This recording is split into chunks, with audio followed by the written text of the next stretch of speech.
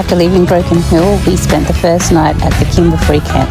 Best free camp ever. They supply you with baking paper, sinks, barbecues, book exchange, hot showers and toilets.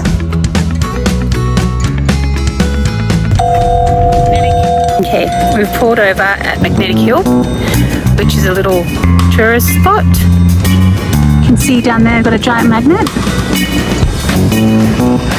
And Dav is going to put the car in neutral, take his foot off the brake.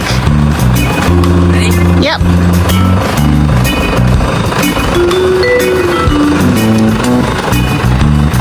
And the car rolls uphill. Okay, babe, you can come back for me now. Don't leave without me. The next day we passed through Penong and we checked out the Windmill Museum, which is home to the largest windmill in Australia called Comet. Close by was the pink Lake McDonald, which wasn't pink at the moment due to the current conditions.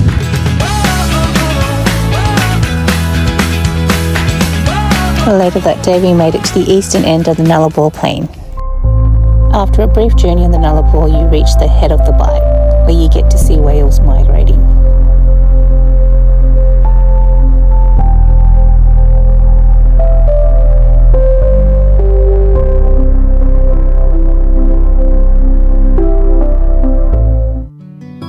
We set up camp at the head of the Bight free camp, which is just a couple of k's off the coast. Morning, babe.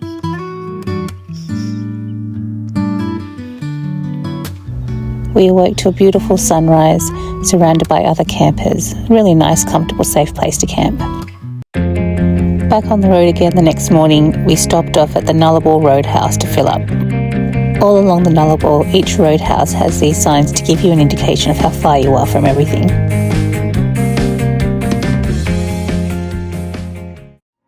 Travelling along the Nullarbor, there's several stop-offs where you can view the Great Australian Bight. We also took a little side detour to the old Eyre highway, which is the original dirt path that people used to take prior to the bitumen one being completed in 1970s.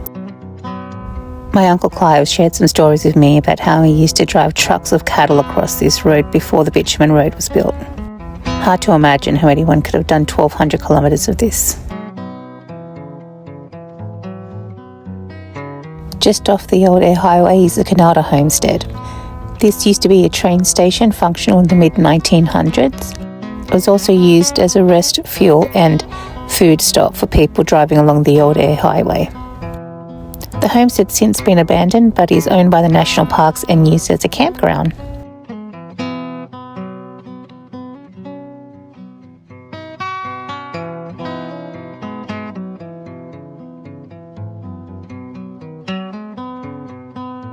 The homestead remains unlocked and accessible for anyone to come inside and have a look at the old remains.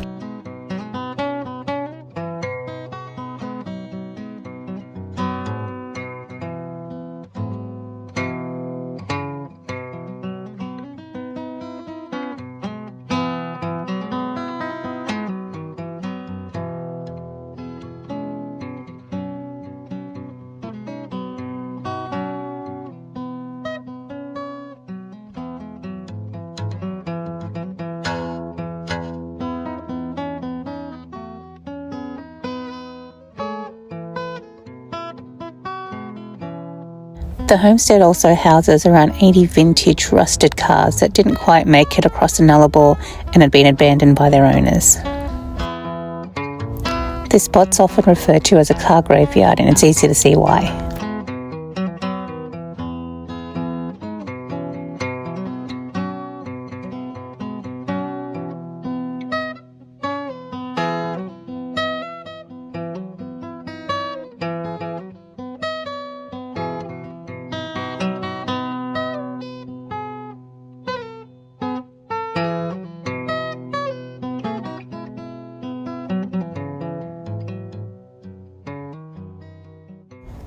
We passed through the SA and WA border, where there's a quarantine station to check for any fruit or vegetable you're bringing into the state.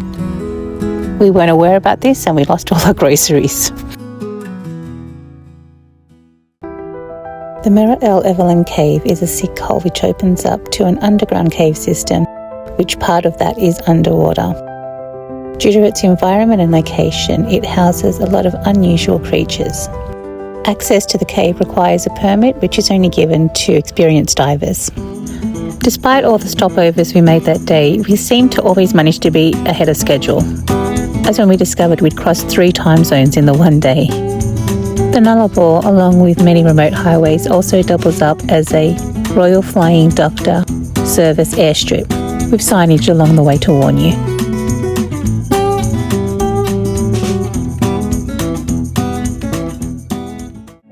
We stopped at the Balladonia Roadhouse for fuel, which also has a museum.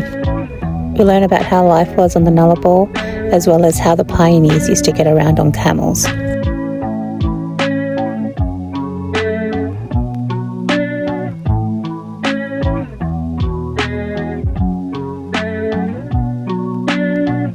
Balladonia was also a host for the Red X reliability trial.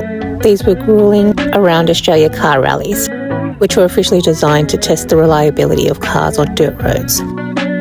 The town gained international attention in 1979 when debris from the NASA space station Skylab crashed into the town. The artifacts from this crash are now on show to see at the museum.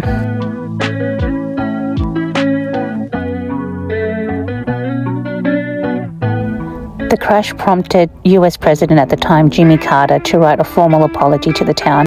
This is also on display.